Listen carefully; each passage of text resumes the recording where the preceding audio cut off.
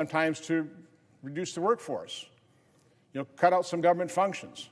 But again, that's something we can talk about. So again, I think, in fairness of the more than 2 million in federal employees that are now being forced to work because they're termed accepted, but that means they're essential. They're protecting our nation. They're protecting our safety and security. They're writing Social Security checks. To see that they get their paycheck so they don't have to work DoorDash, so they don't have to go to food banks, so they're not under that stress. I am asking in good faith, let's figure out how to get that done. Now, I could propose, take this. I'll change the name of mine, by the way, if you want to call it the true, because I think it's the true Shutdown Fairness Act. I would be, today, right now, I'd be willing to add furloughed workers, because we're going to pay them anyway. Would you, just ask you, would you substitute your bill, take my bill, substitute it in? I've actually got my staff to write the language to do this. Red Line's probably not ready for prime time. We really need to get through Ledge Council, that kind of stuff. But would you take my bill, add furloughed workers, say it's a done deal? Is that something you'd accept here today? I'm happy to, if you're yielding the floor to me. Yes. The short answer is we do want to pay all federal employees because none of them should be punished. But we also don't want them to be fired and riffed during this period of time. You said in the private sector, people don't like to fire employees. I know, Senator, you've read the remarks of Russ Vought, the head of OMB. He wants to visit, quote, trauma on federal employees, and he wants to fire a lot of them. He has said so. That's, again, but that's an important piece here, right? So, Senator, again, I'm trying to keep this. Let's not argue, okay? Let's focus on areas of agreement. So even reduction in force. Okay, again, I think we probably have a philosophical agreement there. I'm not associating myself with anybody else's remarks. I'm just talking about that's something that I think reasonable people can disagree with. And I think reasonable people can come to an accommodation. Again, when we're talking about making sure that 2.8, I think is about the number, 2.8 million federal employees aren't worried about getting the next paycheck. That so overwhelms quite honestly, the smaller differences about the length of the bill or, what reduction in force. Again, and I'm willing to come a long way. I'm willing to come a long way in terms of including furloughed workers. So again, what I'm suggesting is the way to do it. And by the way, this could be a wonderful example for this body. Working on a piece of legislation that, again, you bring it to the floor. We filed it. I know it got Rule 14, but we're doing it the right way. We're going to ask for a cloture vote on it. Get it on the floor, open it up to amendments, perfect it. See what the body of the Senate wants to do with this piece of legislation that, again, we probably agree 95% of it or higher. The way to do it is when I offer my bill and we vote on cloture, vote for cloture. Let's get on the bill. Let's start discussing today. Maybe if we're so successful, maybe if we find the differences are so slight, we can pass it by UC later in the day. But we do need to take this back to our conferences. We do need to go to ledge staff. We need to perfect this. It'll probably take more time. But again, passing it by unanimous consent is not the way to do it. Just isn't. I appreciate the attempt. I appreciate the dialogue. And that's what I'm asking you in all sincerity, for the benefit of those 2.8 million workers, our military, our law enforcement. Let's take that burden off them today. Let's give them some hope to know this body is going to finally do something in a nonpartisan, I call it a nonpartisan way, that we all agree on. We're going to iron out our differences the way you would generally do it, the way it used to be done, by getting onto a bill, voting for cloture, having the will of the Senate work its way, and then hopefully pass it early next week. That would be my suggestion. Again, I'd be willing to do it today. I don't think we could probably handle that because there's things to discuss. That's all I'm asking. If gentlemen will yield, look, thank you. Look, it'd be great to work this out. because there seems to be some agreement that federal employees should not be the ones to bear the burden of a decision they had nothing to do with. I see the Republican leaders here with us on the floor. I think the best way to proceed would be to delay moving forward on the cloture vote on the motion to proceed on your bill, and let's sit down and let's talk about whether or not we can find that common ground. We may not be that far apart. I will just say to the senator, I would say that if you give the president the authority, as your proposal currently does, to decide who to send home and furlough and punish, and it sounds like you're willing to change that, but here's the scenario I worry about. If you listen to Russ Vought and the president, they would just fire those people during the shutdown. That's what they're doing. In fact, they're illegally firing people during the shutdown. Again, Senator, I really didn't want to come and argue. Okay, well, why don't we sit down? Why don't we sit down together? I have to dispute that, because even the National Active and Retired Federation Employees Association, who has endorsed my bill, says the bill does not single out favored political functions over disfavored ones. And you understand, under the Anti-Deficiency Act, under the opinions from the Office of Legal Counsel, accepted employees, it's pretty well standard. There may be some tweaks back and forth, which is what you give the latitude of the executive branch. Again, I'm willing to sit down. I'm sure the Republican Congress is willing to sit down and go, okay, what should we do? I think Congress has given way too much authority to the executive branch. I don't mind dialing that back a little bit. But again, the way to approach that is let's get on the bill, let's talk about it, let's offer amendments, amendments that pass by voice vote, and let's get it done. There's a lot of pressure on all of us. We all want to get this done. But again, passing by unanimous consent is not the way to get it done. The way to get it done is the way the process should work. I mean, wouldn't it be wonderful to actually see the process work in the Senate? Again, I realize you don't agree 100% on my bill. So I would love to see the process work. And then let's sit down in good faith, let's hammer out amendments, and let's get the thing passed next week. Let's do that. That's all I'm asking. Again, I honestly hate to object to this. I don't want to, okay? But again, this is not the way to pass it. So again, I'll speak to my bill. I know we've got to get votes to that kind of stuff. But again, truthfully, I'm in as good a faith as I possibly can be. We have to get this done. And the way to do that is vote to get on the bill. Let's sit down and talk in good faith, and let's see and hammer out what it might be pretty minor differences when all's said and done. Okay? But with that, well let me just say, Mr. President, just to say to the Senator Johnson, I'm more than happy to sit down with you. I think we should do that maybe later today, get our teams together, see if we can resolve some of these points. Because if we have the shared view that, number one, no federal employee should be punished for something they had nothing to do with, and that at least for the period of the shutdown, the president should not be able to fire additional people, which is, I think you well know, and this was partly considered by the federal court already, the president actually has less authority to do in a shutdown than when the government's open. But I don't want to debate these issues on the floor right now. Sure. I am more than happy to try and sit down with your team and see if we can Let me quick address that. I think this brinkmanship has got to end here. I mean, I've been here 15 years. We should have passed 180 appropriation bills. Before the start of the fiscal year, we've passed 6. Again, a lot of people working in good faith to do that, okay? It's obviously broken. We've got to start working on appropriation and budget reform. We've got to start working on that together, okay?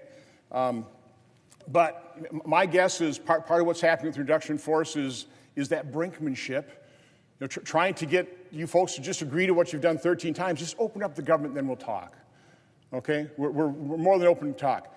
But anyway, so again, I'm literally begging you, please. Well, when we vote on cloture, vote to get on the bill, and then let's go through the amendment process, and let's get it done quick. Again, there's not that big a difference. We can get this done, but again, I hate to do this, but with that, I will object and just, again, beg. Objection heard. Let's get the on the bill. Mr. President. Senator from Maryland. As I said to the senator from Wisconsin, I'm happy to sit down with him and his team to see if we can put together a proposal based on the principle that no federal employee should have to bear the burden and the pain of a decision they had nothing to do with, as well as many of these federal contractors who are also involved. So I welcome the chance to sit down with Senator from Wisconsin. I also hope that the President of the United States will sit down with Democrats to resolve the overall issue and open the government. That way, we wouldn't even have to go through this exercise right now. With that, I want to yield the floor to my colleague from Maryland, Senator Alsobrooks. Senator from Maryland is recognized. Mr. President, thank you, first of all, to my colleague, Senator Chris Van Hollen, for yielding. And I also want to thank the senior senator from Maryland for his work on this legislation, the True Shutdown Fairness Act.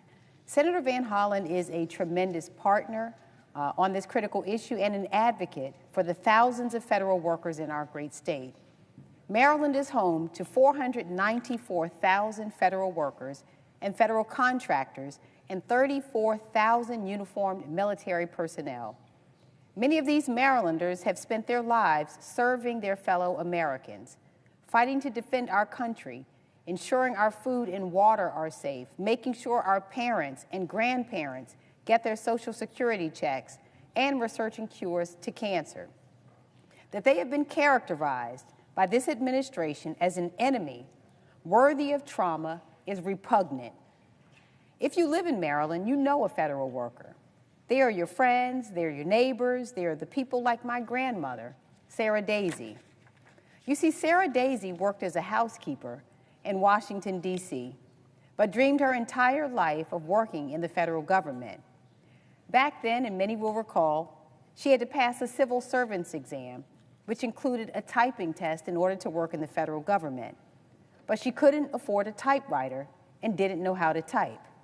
So she taped a white piece of paper on her refrigerator.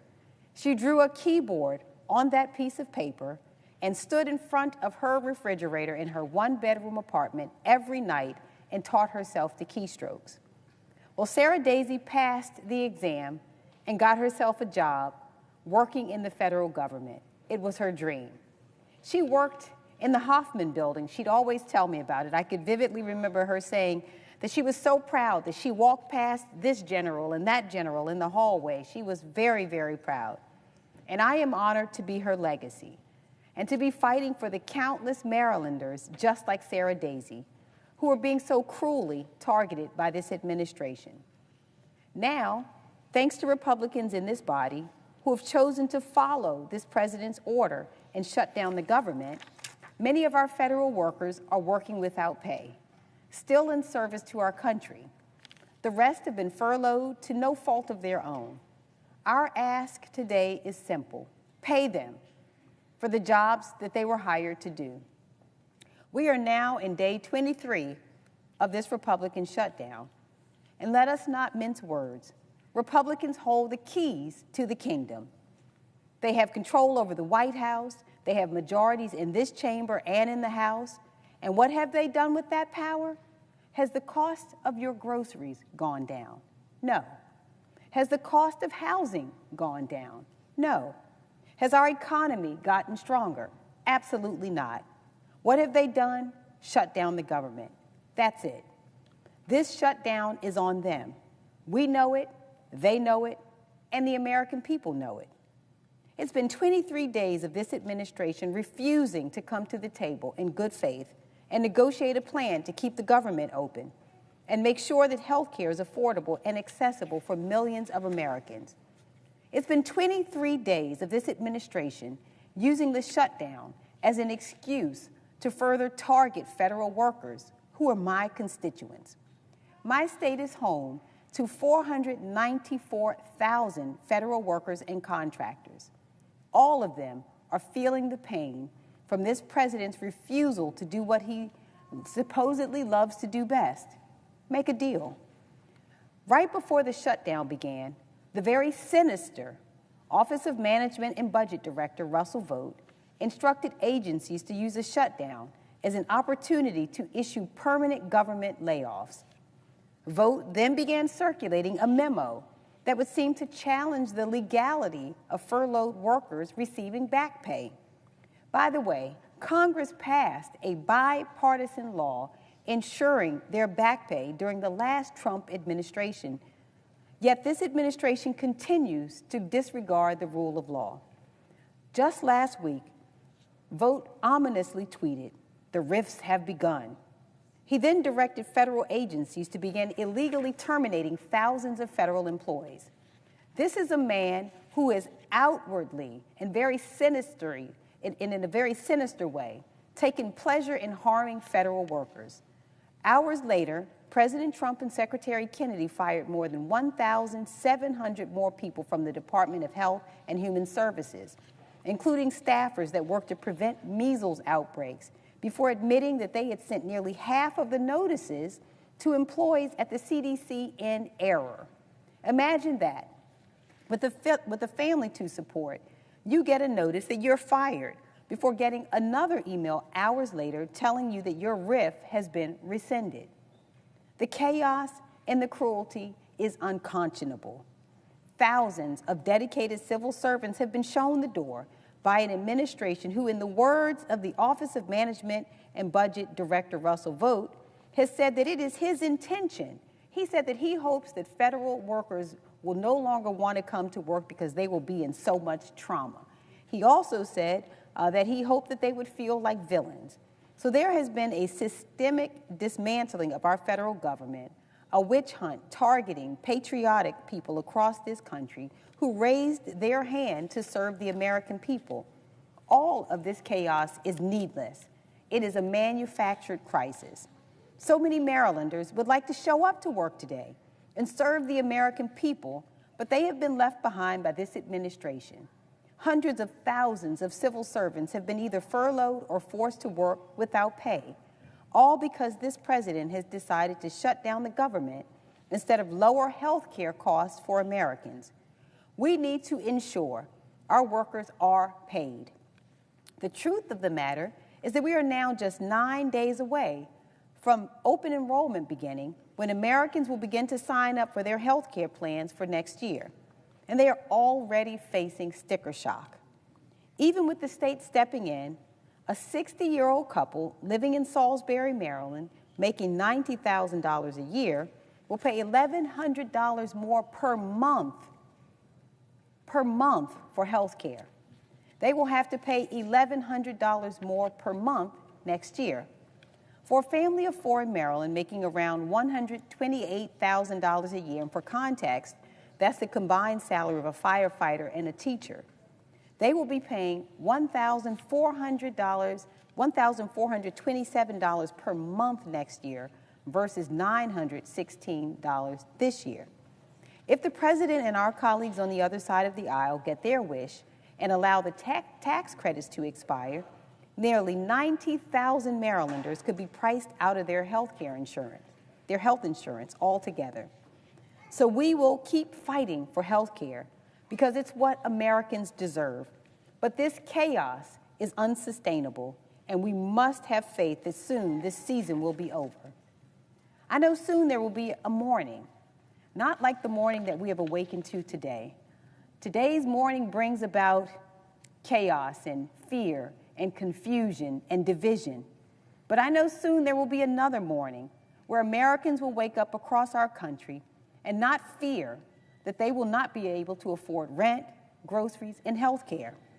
Right now, it is our duty as members of the United States Senate to pay our federal workers. Our government will cease to function if we do not, and the damage, I fear, is irreparable. Yet, just like Russ Vogt, my colleagues today are picking winners and losers, putting forth legislation that would only make sure that accepted workers are paid, instead of the entirety of the federal and military workforce that has been held hostage by this Republican shutdown. We cannot cherry-pick who gets paid during a shutdown based on our perception of the political affiliations of our patriotic civil servants. We must pass legislation that ensures our federal workers receive the paychecks that they have earned.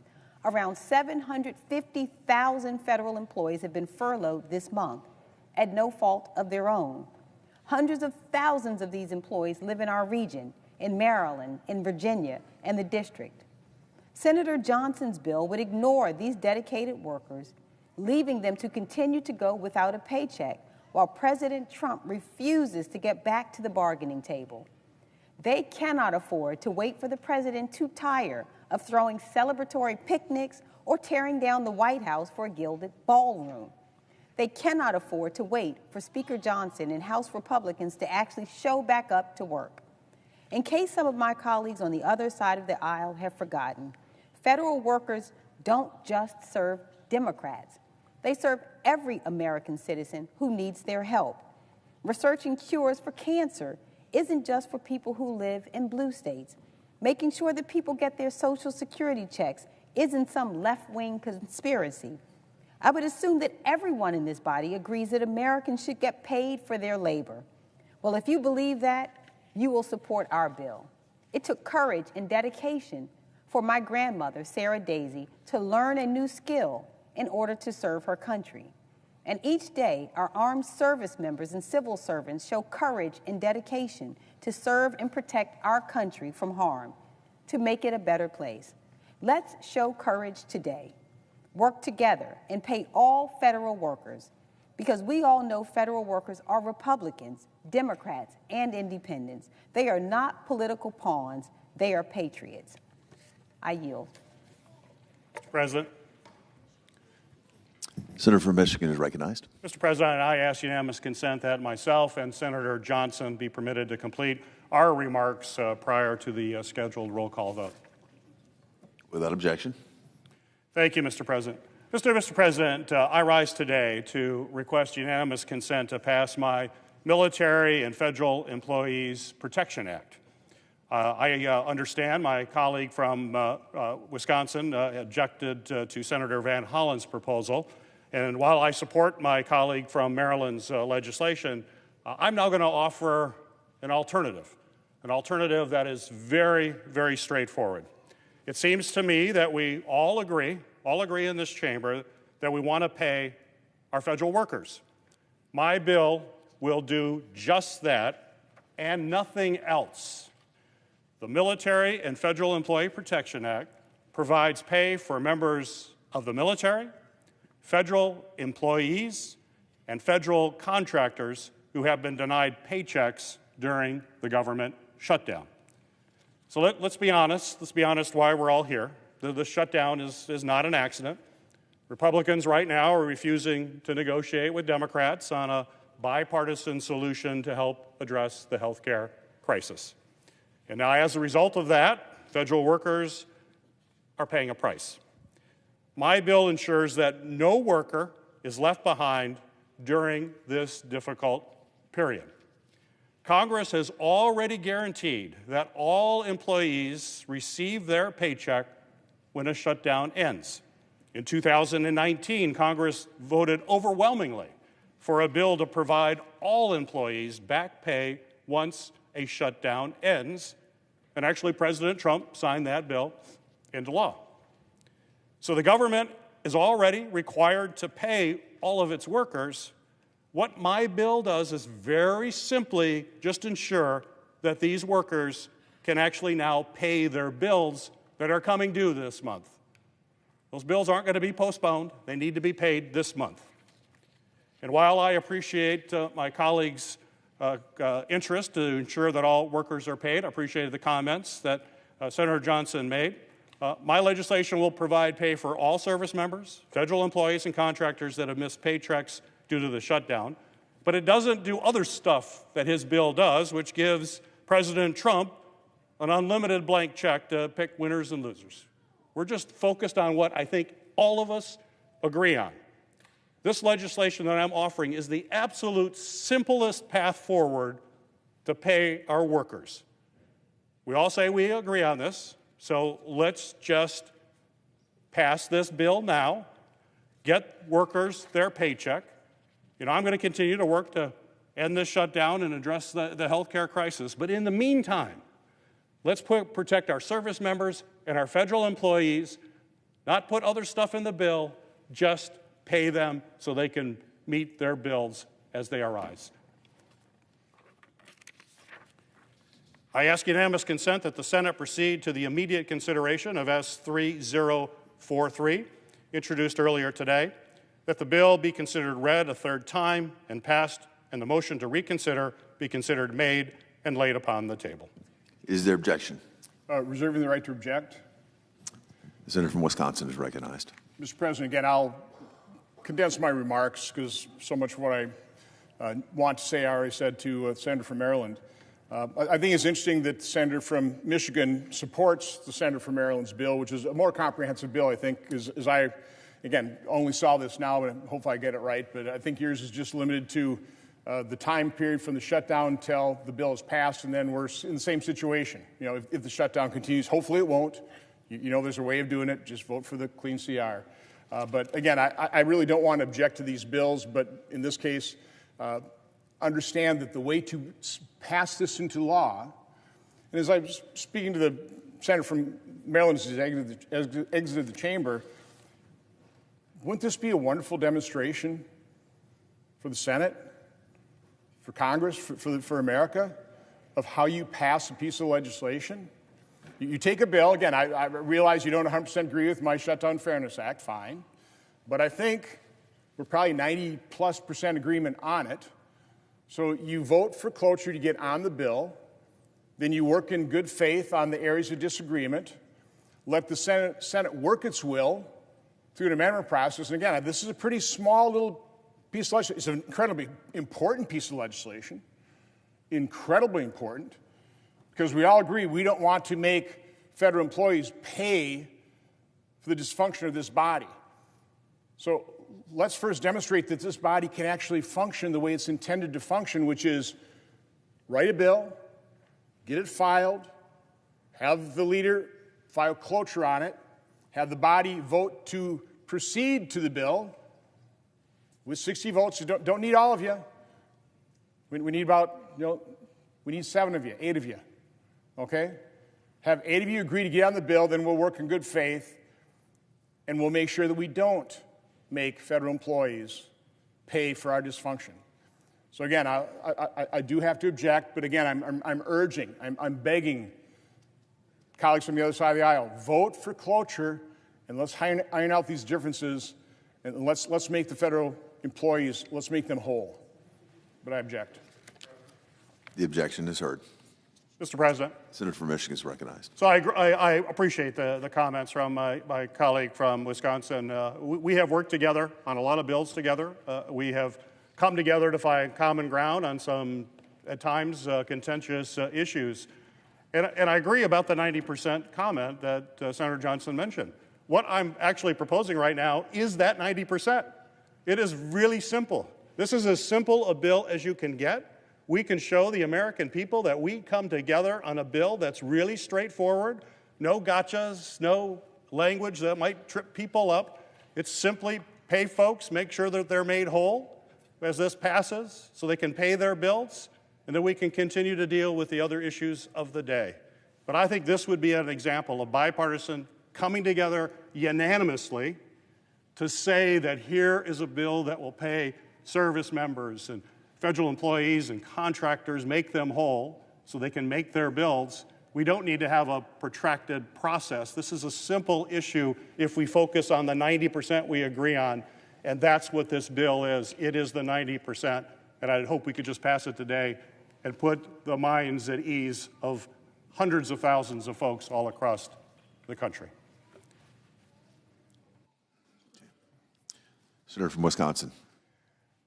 So I think now we're going to proceed to the cloture vote on the Shutdown Fairness Act. Just in response real quick, it's unrealistic to expect almost any piece of legislation to pass by unanimous consent a bill that's just been introduced that exact morning. No matter how simple it is, there's going to be people that are going to object. So that's why the process is file a bill, file for cloture, to proceed to, get on the bill, have an amendment process, and go through that process. Now, it can go very quickly, but again, doing this by unanimous consent is just unreasonable. And so that's unfortunate. So again, The solution here is vote for cloture to get on the bill, the Shutdown Fairness Act. Now, I will try and keep my remarks reasonably short. I was allotted 20 minutes, but I know people are already here on the floor to vote, so I'm mindful of that. But just quick little history of my experience here since I got here in 2011. This is our fourth shutdown now. We're in the 23rd day. We've had 55 continuing resolutions. And most of them, again, I haven't voted for all of them. I've voted for many of them.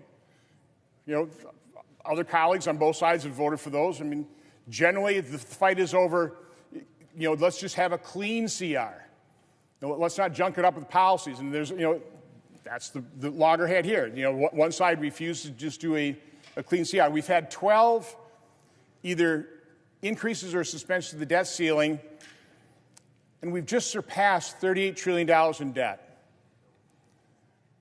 I realize people work in good faith on the budget process. I'm on the Budget Committee and the Appropriations Committee. I see the former chair and ranking member of the Appropriations Committee on the floor here.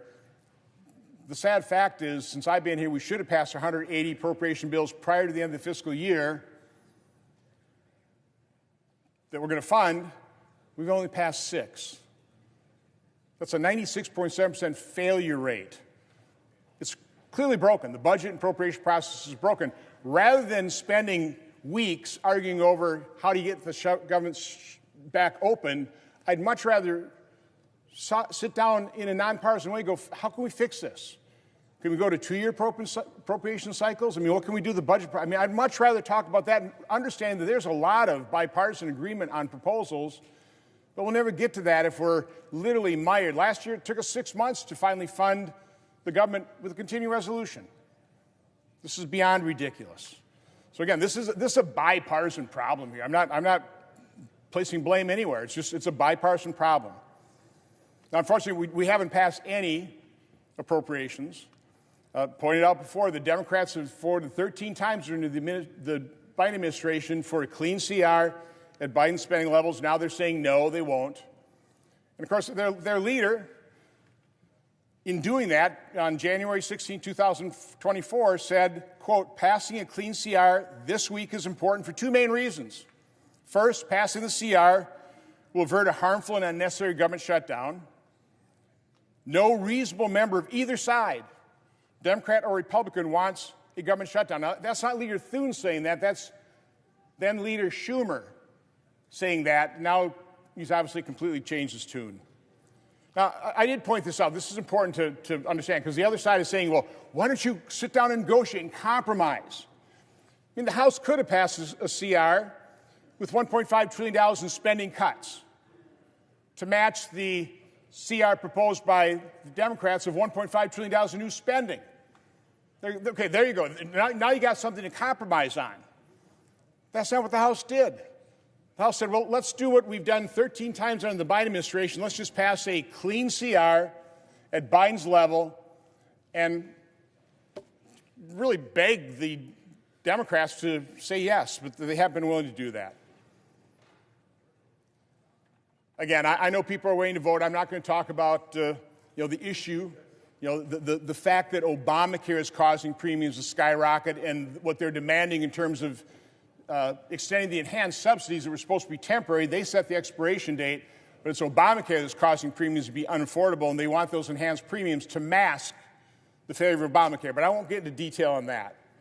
I will talk about, this is day 23. We are forcing about 2.8 million federal workers to work. Military, law enforcement, people who write Social Security checks, air traffic controllers, keeping our skies safe. But we're not paying them. That's absurd. Now, what's even more absurd is they will get paid. Whether they're working or furloughed, they will get paid because of the Government Fair Treatment Act of 2019. Once this ends, I'm assuming it'll end with an appropriation, they'll get paid. So the Government Fairness Act, all it does is recognize that reality. It shouldn't cost a dime. CBO has a alternate universe score on this. There's 0 score. This doesn't cost the federal government a dime. Just pay the workers that are being forced to pay them now, not later. incredibly common sense. I'll end with a surprising support letter I got from the National Active and Retired Federal Employees Association. They pretty well bat down all the arguments against this bill. Doesn't change the government's obligation to pay furloughed employees. They'll get paid. It does not single out favored political functions over disfavored ones. Again, President Trump is by and large honoring the past opinions of Office of Legal Counsel, Anti-Discrepancy Act. They say they don't believe is empowering the administration to pick and choose what activities it carries out. And includes, say, the American public relies on the full scope of federal agency missions that are funded via appropriations, and political pressures that exist to advance appropriation bills in the first place will remain to encourage resolution. So no, we're not there yet, I'm sorry. I'll conclude quickly, okay? The bottom line is, as I talked to the senator from Maryland, the way to pass this law, the way to protect federal workers, isn't with the unanimous consent request on a bill nobody's ever seen. It's to vote for cloture on the Shutdown Fairness Act. Now, let's work out the differences. We agree on 95% of it. Let's work out those differences. Vote for cloture. We get this passed, I think, early next week. With that, I'll conclude my remarks on that. I should be speaking about 5 minutes on a wonderful nomination, Rebecca Tableson for the 7th Circuit, but I know everybody wants to vote. She did a wonderful job in the judiciary. She's a highly qualified lawyer. She'll make a wonderful judge for the 7th Circuit. I urge all my colleagues to vote for her cloture on her confirmation. With that, Mr. President, I yield the floor. The clerk will report the motion to invoke cloture. Cloture motion. We, the undersigned senators, in accordance with the provisions of Rule 22 of the Standing Rules of the Senate, do hereby move to bring to a closed debate on the motion to proceed to Calendar 191 S3012, a bill to appropriate funds for pay and allowances of accepted federal employees for periods of work performed during a lapse in appropriations and for other purposes, signed by 17 senators. The question, by unanimous consent, the mandatory quorum call has been waived. The question is it the sense of the Senate that debate on the motion to proceed to Senate Bill 3012 to appropriate funds for pay and allowances of accepted federal employees for periods of work performed during a lapse in appropriations and for other purposes shall be brought to a close? The yeas and nays are mandatory under the rule. The clerk will call the roll. Ms. Alsobrooks, Ms. Baldwin, Mr. Banks, Mr. Barrasso. Thank you. Mr. Bennett. Houston.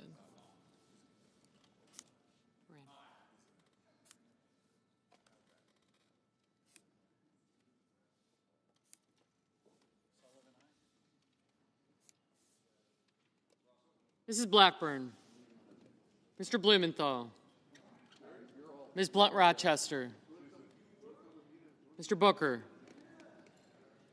Mr. Bozeman, Mrs. Britt, Mr. Budd, Ms. Cantwell, Mrs. Capito,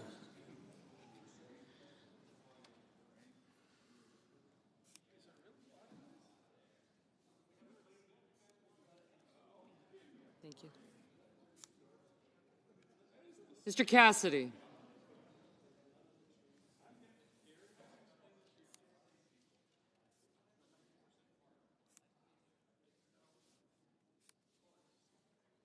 okay, I got you.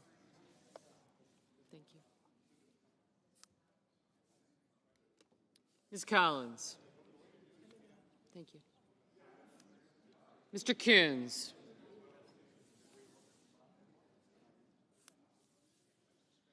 Mr. Cornyn. Ms. Cortez Masto. Mr. Cotton. Mr. Kramer.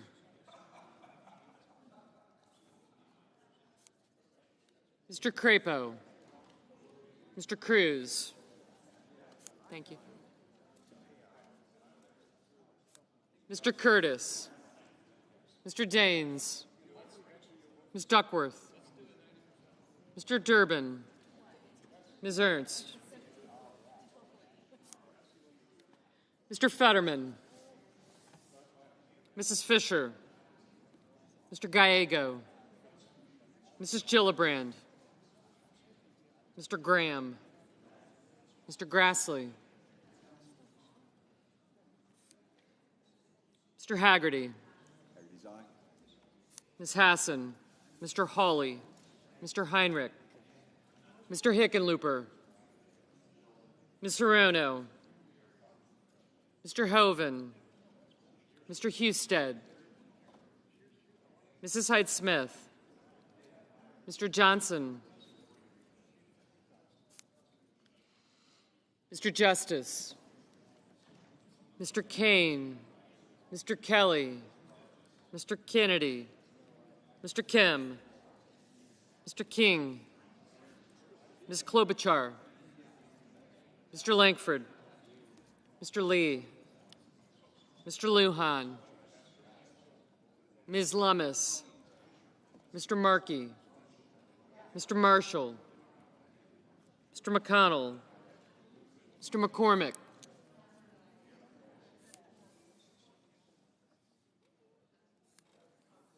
Mr. Merkley, Mrs. Moody,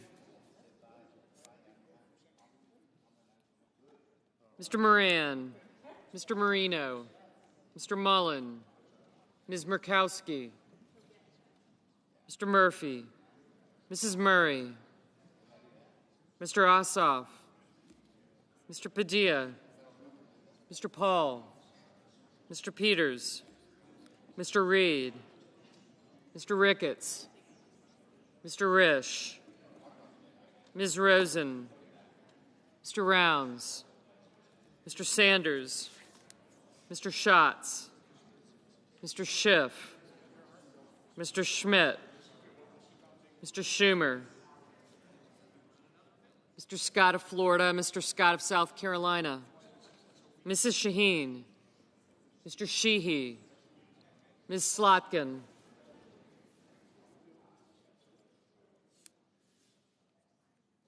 Ms. Smith, yes, Mr. Sullivan, Mr. Thune, Mr. Tillis, Mr. Tuberville,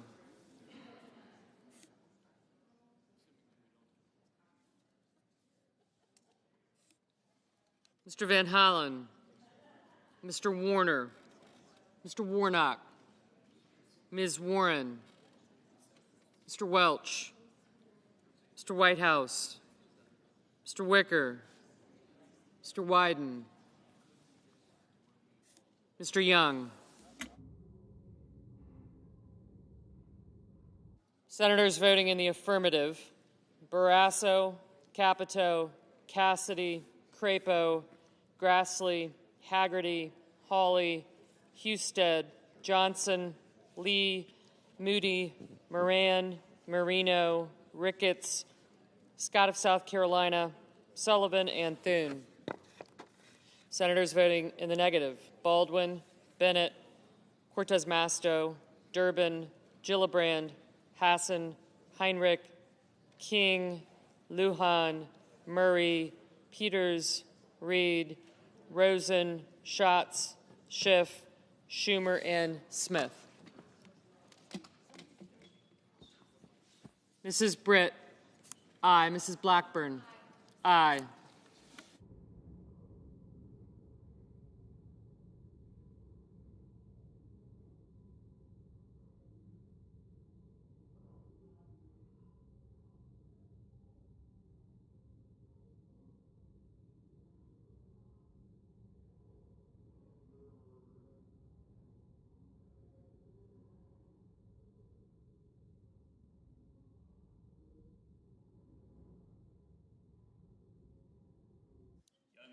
Mr. Young, aye.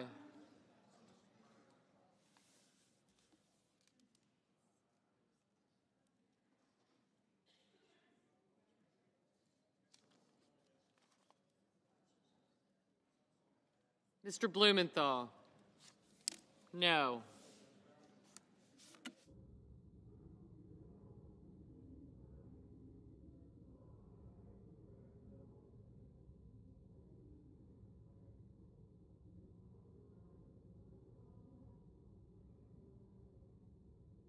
Mr. Padilla, No.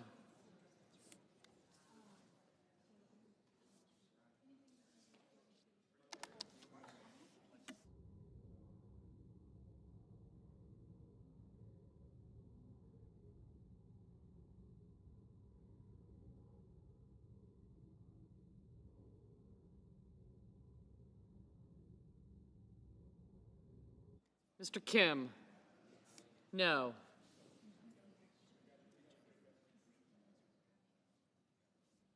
Mr. McCormick? Aye.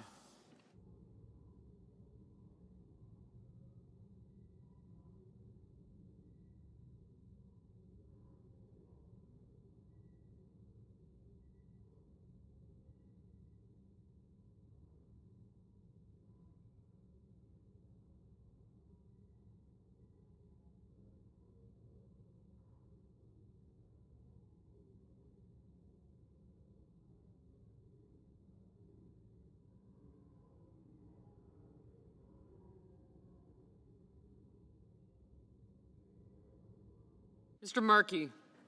No.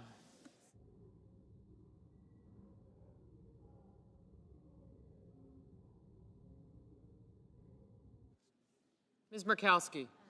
Aye.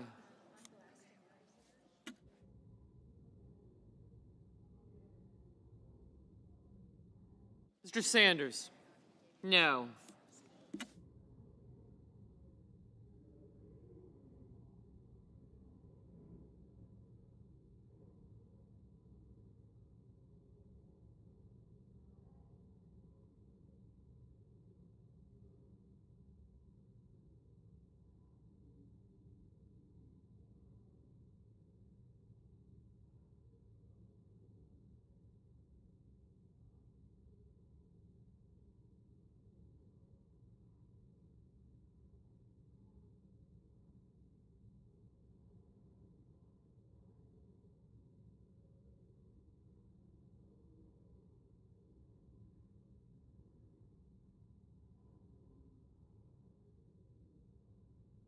Mrs. Hyde-Smith? Aye.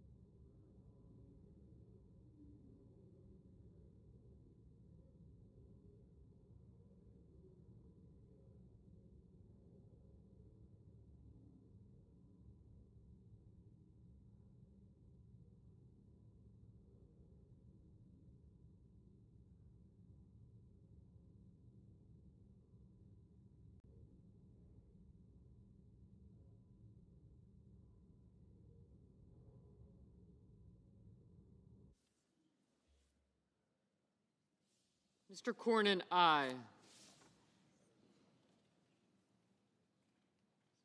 Mr. Scott of Florida? Aye.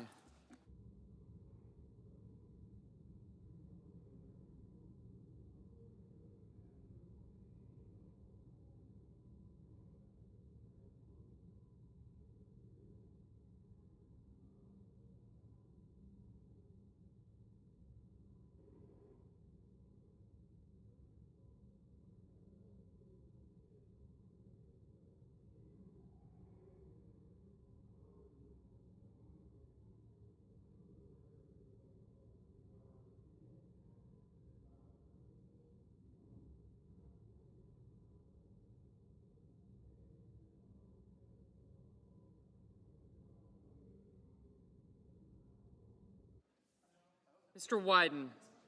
No.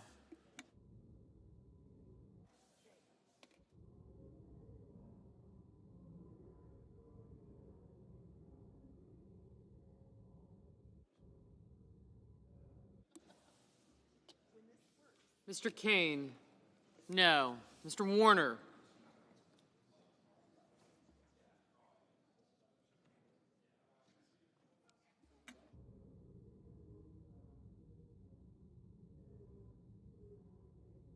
Mr. Warner, no.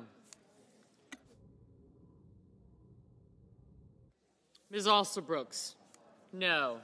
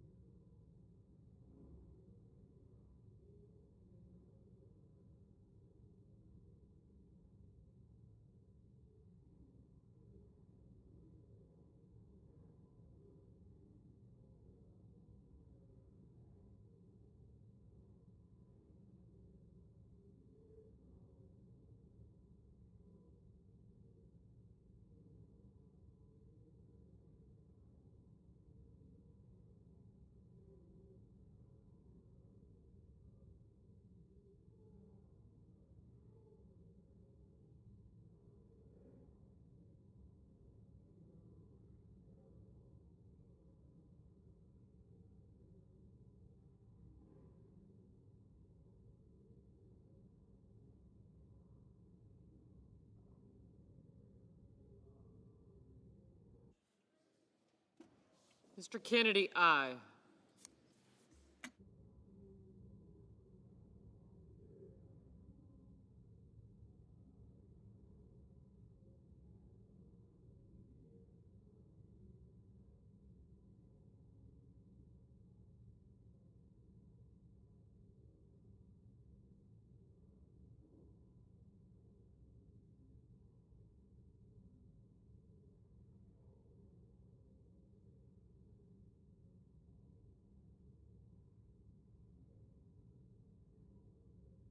Ms. Ernst, aye.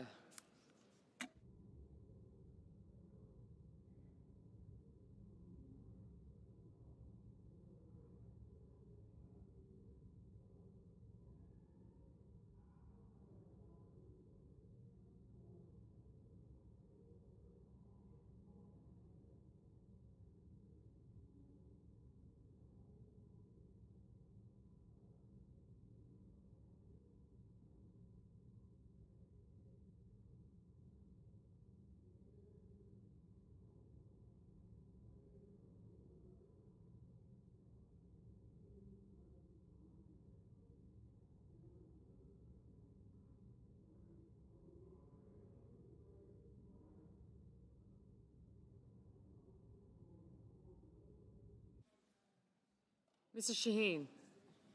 No.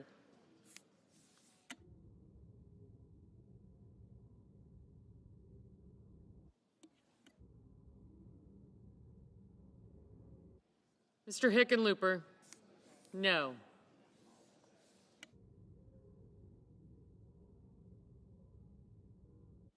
Mrs. Fisher, aye.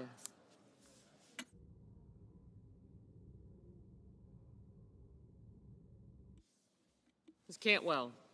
No.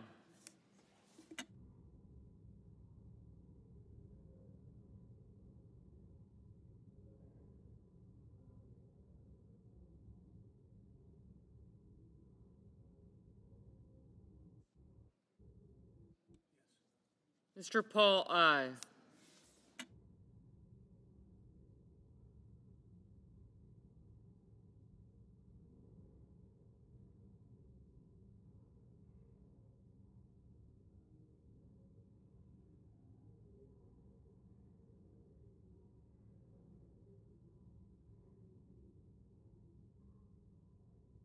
Mr. Welch?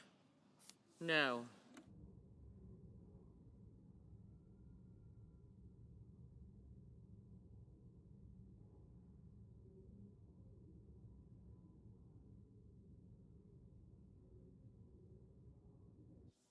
Mr. Bozeman, aye.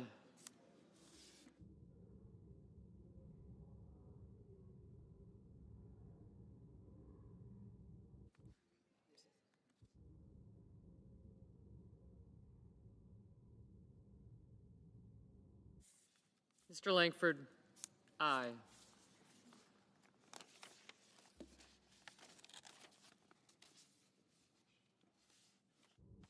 Mr. Hoven, aye.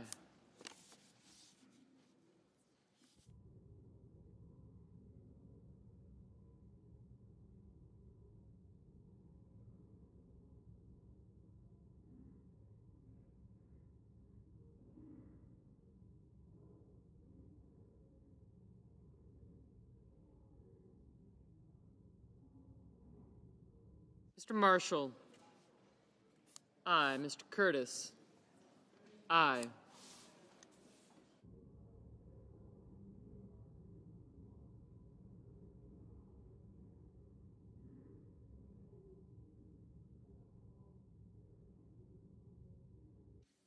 Mr. Murphy, no.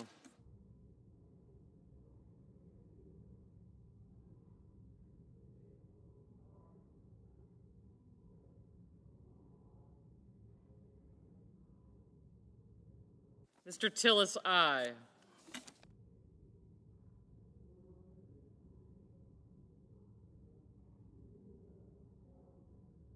Mr. Merkley, no.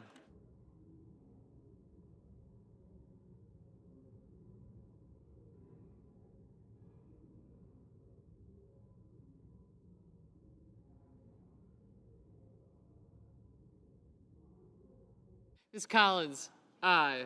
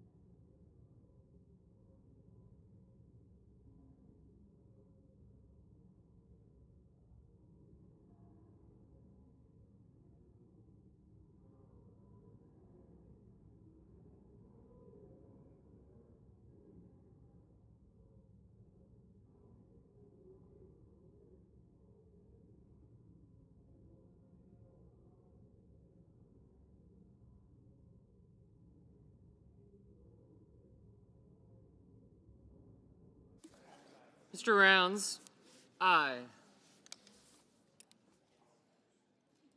Mr. Coons, no. Mr. Whitehouse, no.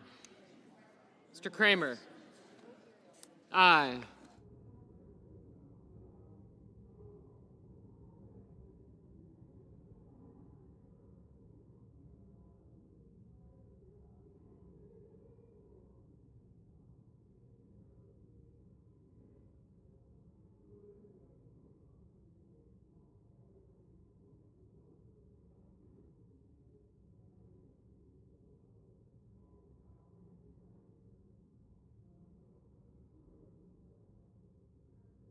Mr. Kelly, no.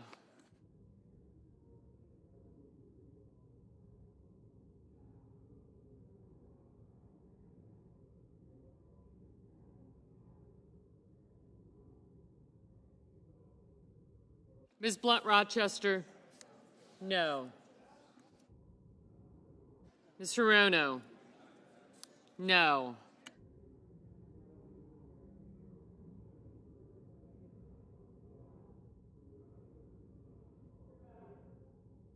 Mr. Fetterman, aye.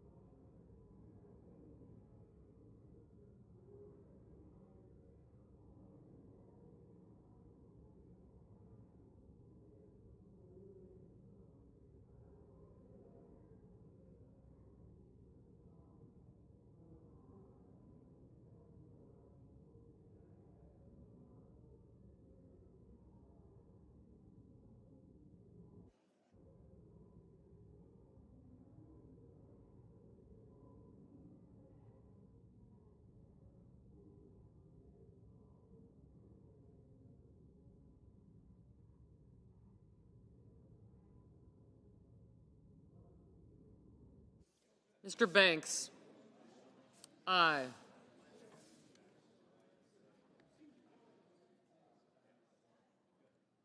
Mr. Risch. Aye. Mr. Cotton. Aye.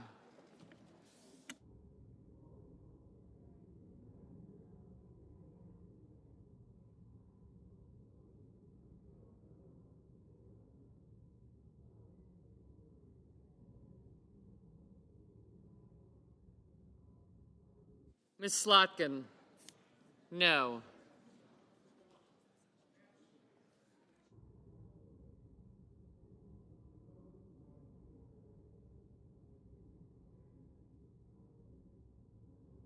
Mr. Cruz.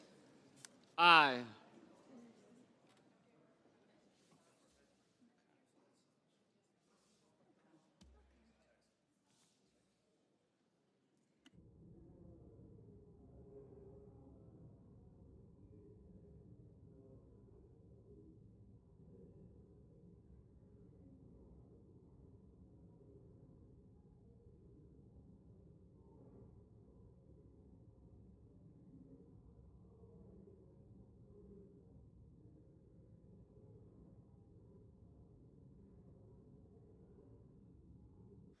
Mr. Booker.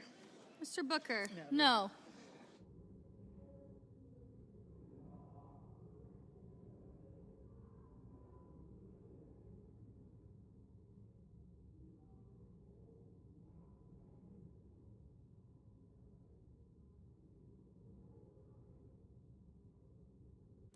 Mr. Gallego. Mr. Gallego. No.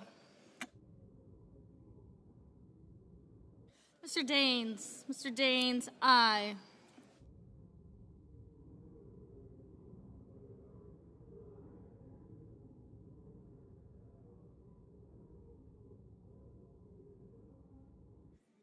Mr. Van Hollen. Mr. Van Hollen. No. Mr. McConnell. Mr. McConnell. Aye. Mr. Tuberville. Mr. Tuberville. Aye.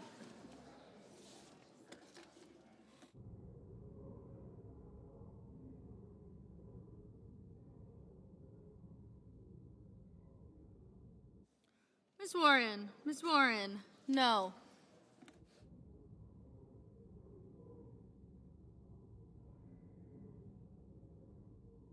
Ms. Duckworth. Ms. Duckworth. No.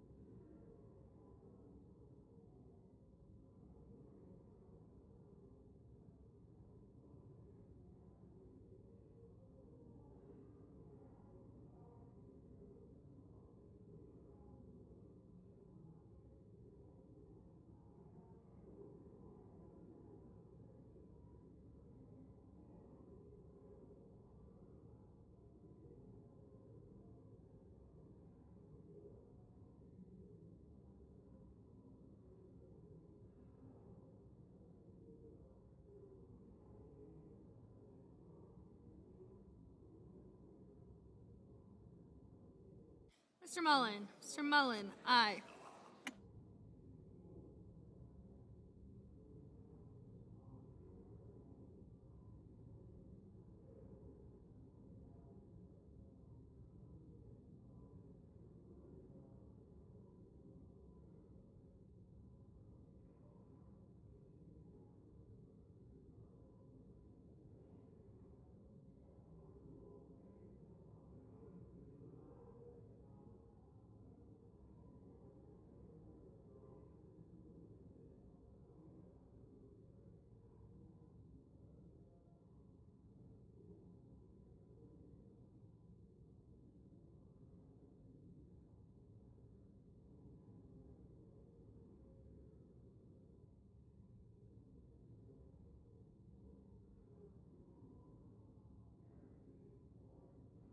Mr. Graham. Mr. Graham. Aye.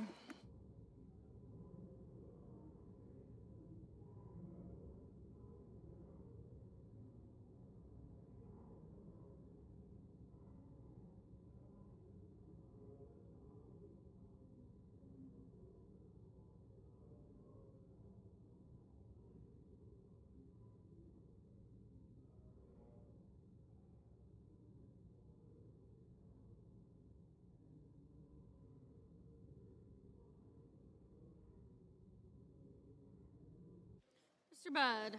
Mr. Budd, aye.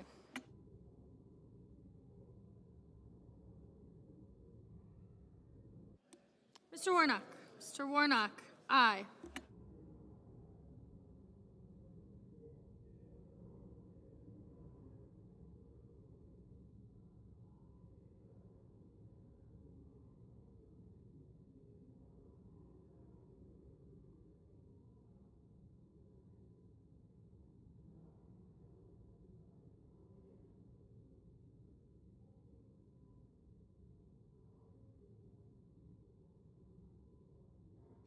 Mr. Ossoff. Mr. Ossoff, aye.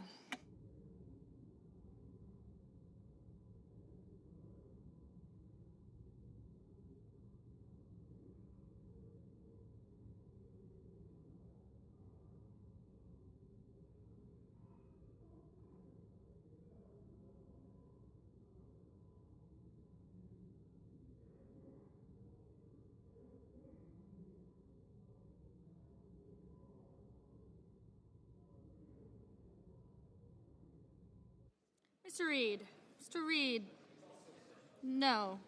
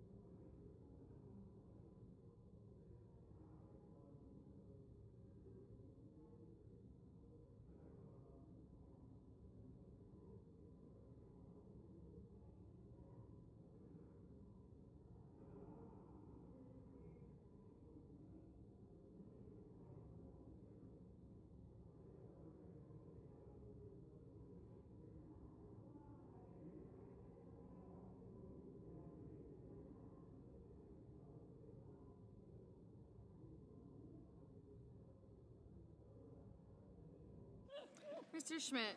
Mr. Schmidt, aye.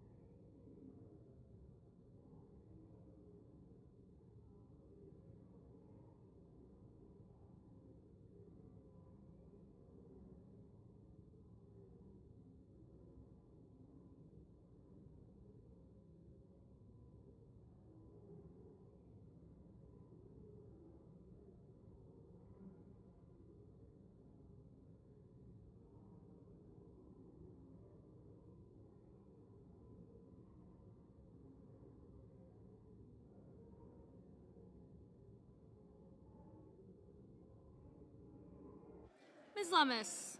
Ms. Lummis, aye.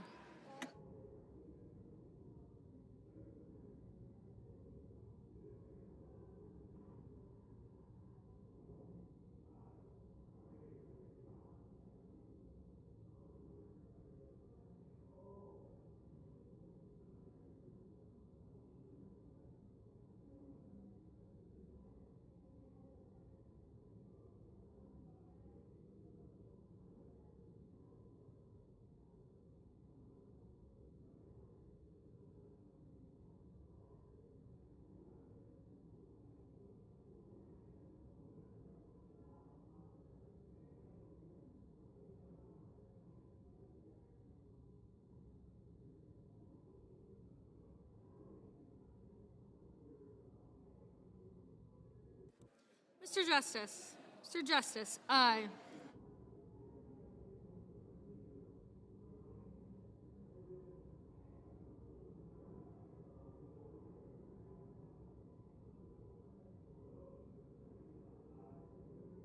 Mr. Wicker. Mr. Wicker, aye.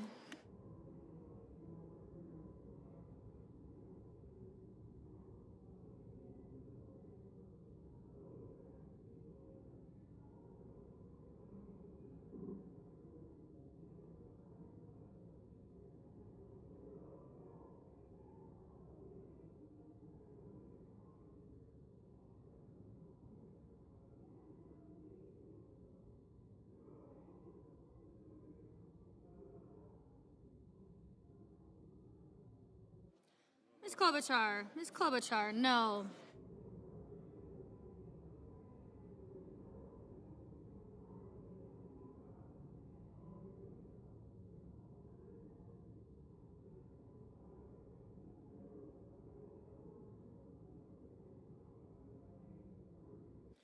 Mr. Thune. Mr. Thune, no.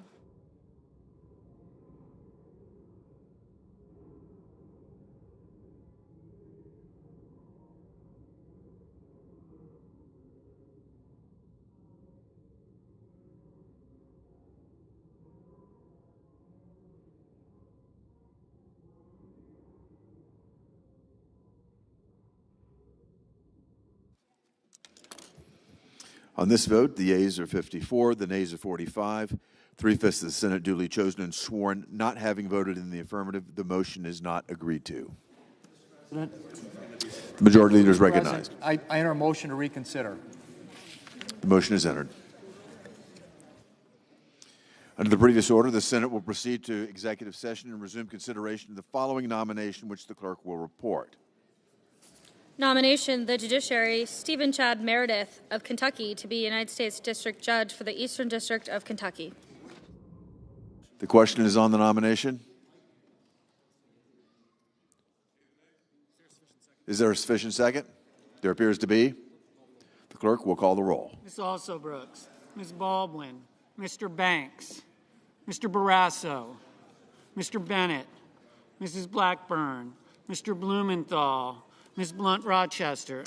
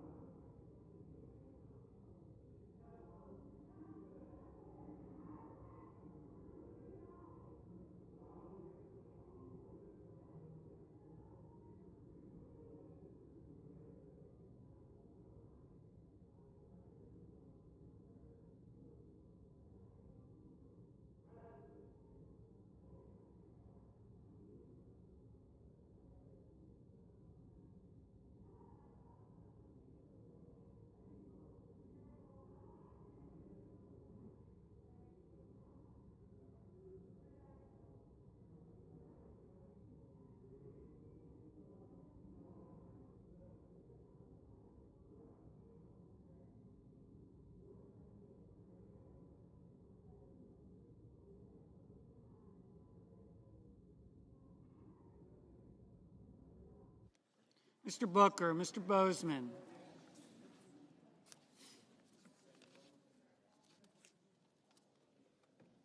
Mrs. Britt, Mr. Budd, Ms. Cantwell, Mrs. Capito, Mr. Cassidy, Ms. Collins, Mr. Coons, Mr. Cornyn, Ms. Cortez Masto, Mr. Cotton, Mr. Kramer.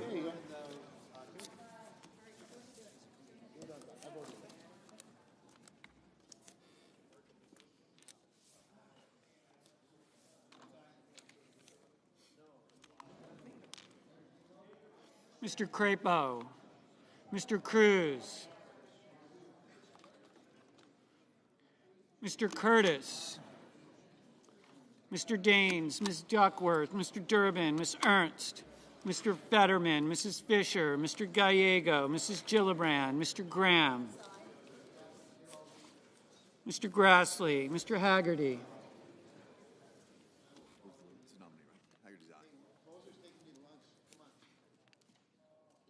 Ms. Hassan, Mr. Hawley, Mr. Heinrich, Mr. Hickenlooper, Ms. Hirono, Mr. Hoven, Mr. Husted, Mrs. Hyde-Smith, Mr. Johnson, Mr. Justice, Mr. Kane, Mr. Kelly, Mr. Kennedy, Mr. Kim, Mr. King,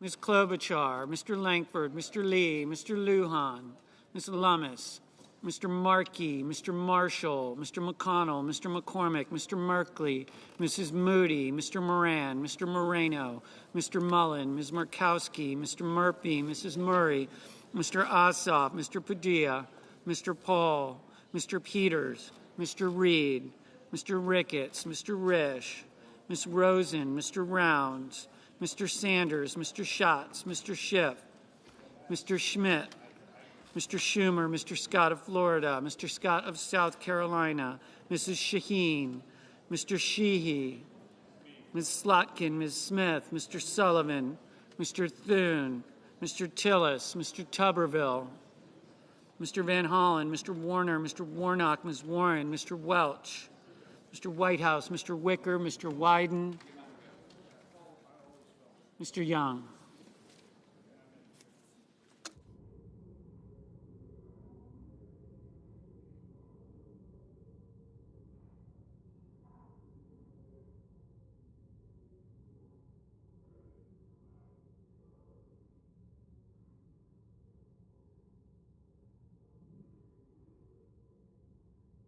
Senators voting in the affirmative: Banks, Barrasso, Bozeman, Britt, Budd, Cassidy, Collins, Kramer, Daines, Ernst, Graham, Grassley, Haggerty, Hoven, Langford, Lummis, McConnell, McCormick, Moreno, Mullen, Ricketts, Risch, Schmidt, Scott of Florida, Wicker. Senators voting in the negative: Also Brooks, Blunt Rochester, Booker, Cantwell, King, Merkley, Murray, Ossoff, Reed, Schatz, Schumer, Shaheen, Slotkin, Smith, Warnock.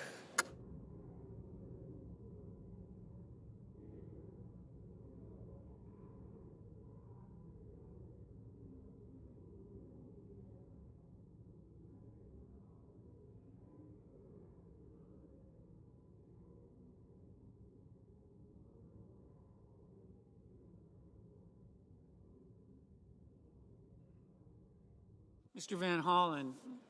Mr. Van Hollen, no.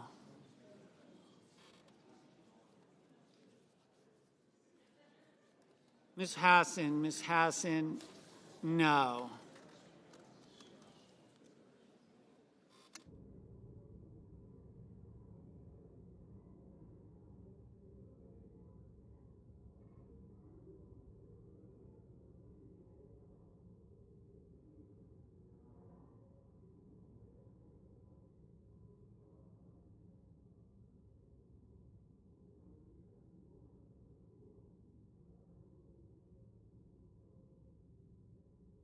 Mr. Scott of South Carolina, aye.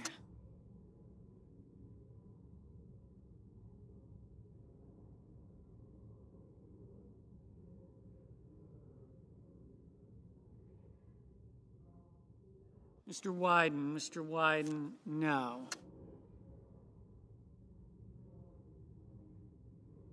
Mr. Thune, aye.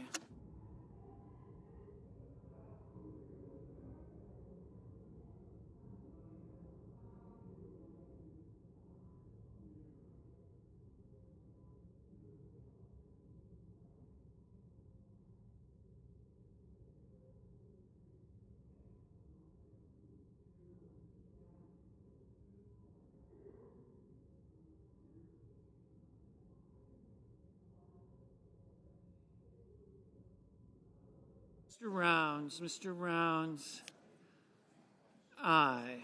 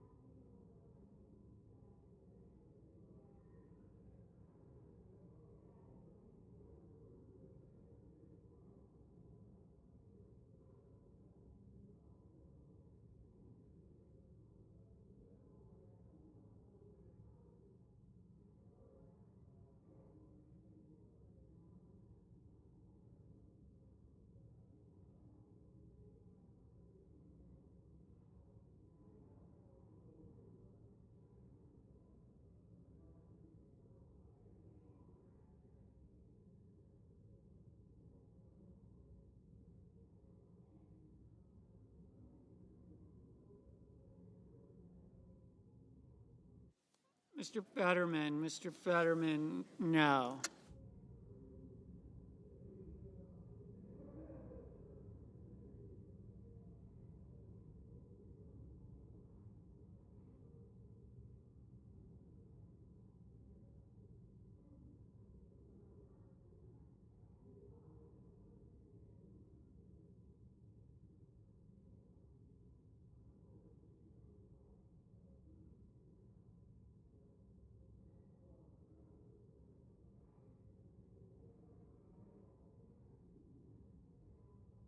Mrs. Gillibrand, no.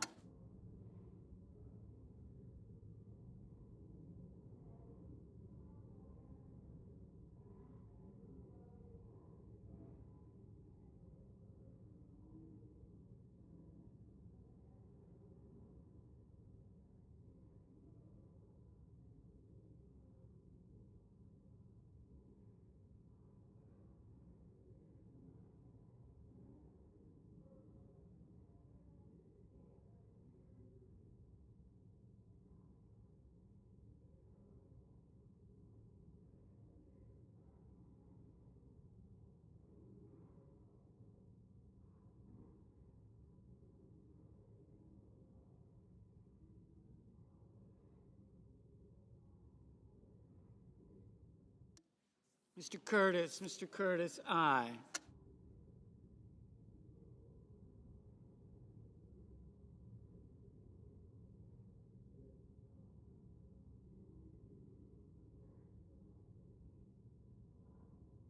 Mr. Tillis, aye.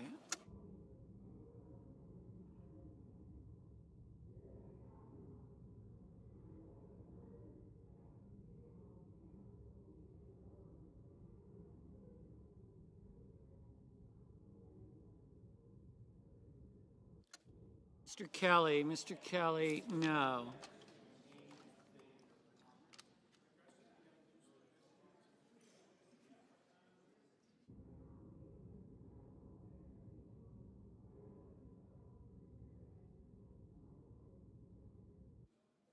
Mr. Durbin, no.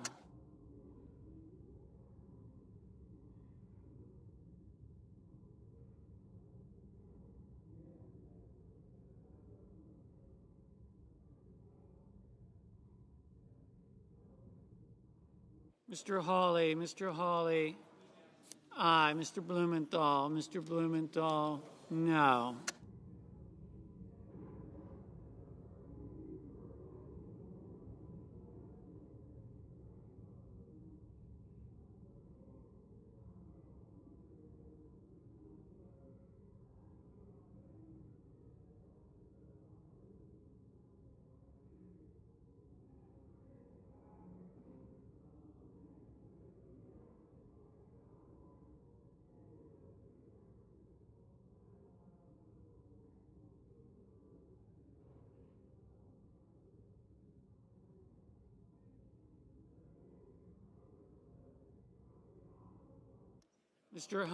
Mr. Heinrich, no.